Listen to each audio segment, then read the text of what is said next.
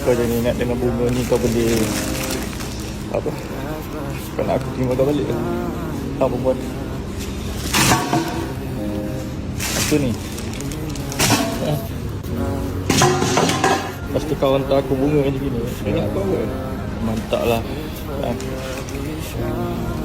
Orang tua aku pun benci dengan apa yang kau buat kat aku, perempuan.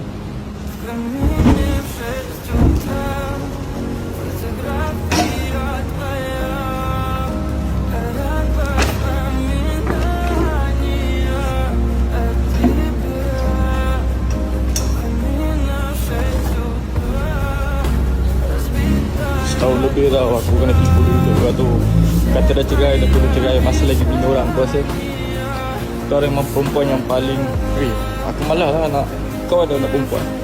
Semoga anak perempuan kau tak ikut panggil sundang kau perempuan. Fuck.